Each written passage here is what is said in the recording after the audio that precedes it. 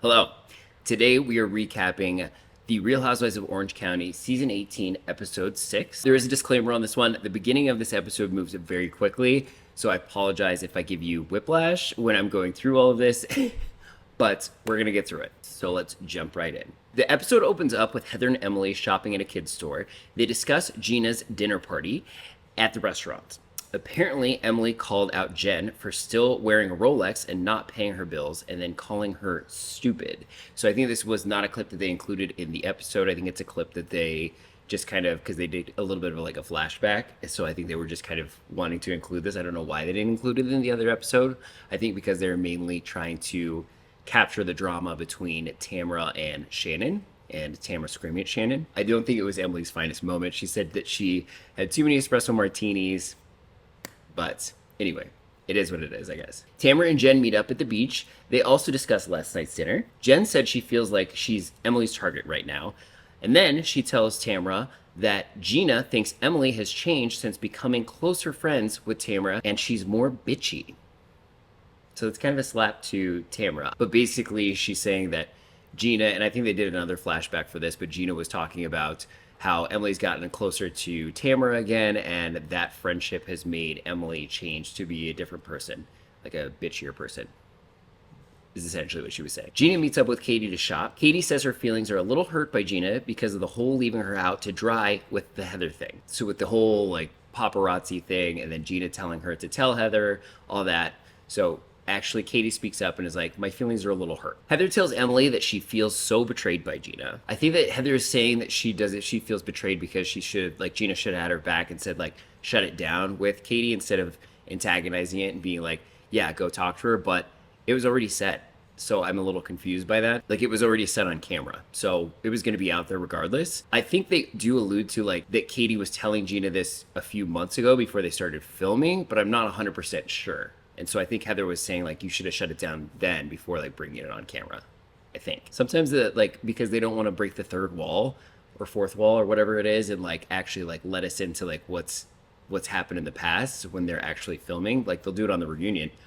But they, like, some of the, like, you kind of have to read between the lines and some things are missing. Some puzzle pieces are missing to the story. Shannon joins Katie and Gina out shopping and talks to them about the $75,000 John is asking her for. Shannon also says everything Tamara said at the dinner party was defamatory and mean. Actually, I think that Shannon handled Tamara screaming at her pretty well. I think she's maybe kind of used to it at this point because they've been friends for a really long time and she kind of knows what Tamara is capable of and her behavior. So she doesn't seem as upset as I think I would be because it was pretty crazy. Like, Tamara was coming after her. Tamara tells Jen she thought Shannon was going to get the help she needed, but she's just making excuses for her actions. So she's again talking about Shannon's sobriety or lack thereof, I guess, calling her an alcoholic, saying she needs help, yada, yada, yada. Again, don't know if this is for storyline or if she actually, like, thinks this about Shannon. I think they are friends off camera, so I think it's kind of mean. Gina talks about having Elizabeth Vargas from a previous season getting her listing in La Quinta. So it's like an $8 million huge, like, sprawling estate in La Quinta. And so Elizabeth wants to give Gina the listing. And so Gina wants to invite some of the girls to the La Quinta house to have like a girls' weekend. Meanwhile, Tamara is inviting Jen to Big Bear. Emily asks Heather if she will go to La Quinta with the girls. Heather says she's going to confront Gina when they're out there. So she's like, okay, I'll go out to La Quinta, but just so you know, I'm really upset with Gina, and so I'm going to bring it to light in La Quinta. So I hope that's not an issue. So then we move on to the girls all heading down to their trips, their separate trips. Shannon, Emily, Gina, and Heather all carpool together down to La Quinta. And then Jen, Katie, Tamara, and Alexis all carpool to Big Bear. And apparently Alexis is talking nonstop, like rambling on about Johnny J the entire way down to Big Bear. Once the Big Bear girls arrive in Big Bear, they go tubing.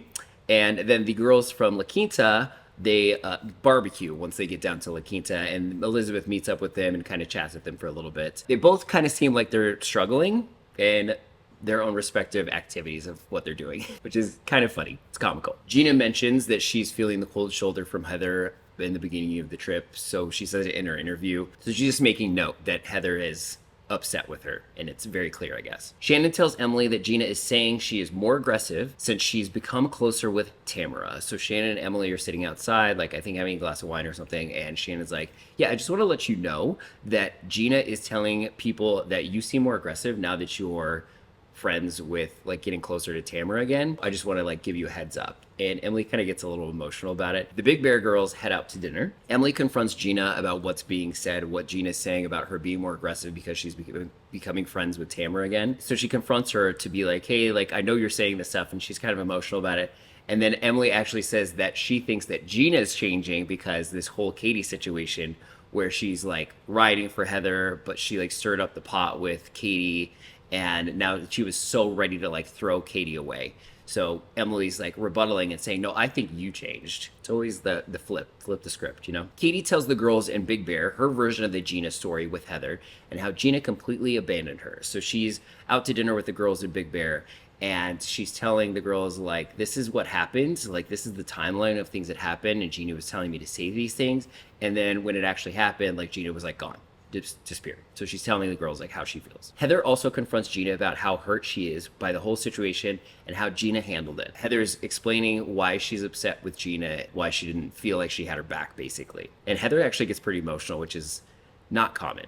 Tamara tells Katie that Gina set her up in this whole situation. So Tamara's basically saying at dinner that like Gina set you up. Like she wanted you to do her dirty work for her, and like you were her mouthpiece basically. And I think it was kind of an aha moment for Katie, I think. The Big Bear girls get cozy in their bear pajamas, which are very cute, and Tamara says Jen can make money with her feet on OnlyFans, and then they start taking pictures of Jen's feet in a pie, and then Tamara proceeds to suck on Jen's foot. So like Jen's got like her foot in the pie, and they're taking pictures, and like it's a funny thing. And then Jen takes her foot and puts it in Tamara's mouth, and like Tamara goes for it and starts like sucking on her toes. It's kind of funny, but it's also very cringy at the same time. Alexis says Shannon has ruined John's reputation and says she has really incriminating videos of Shannon the night of her DUI, and she is going to bring them out if things don't start calming down.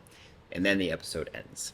I hope you enjoyed my recap. I hope this helped you like get caught up or whatever it may be, get you into Housewives. I will link below the playlist to all the other episodes in this season, and hit the subscribe button to check out all of my other recaps that are coming up. Thank you so much for joining me, and I will check you on to the next one.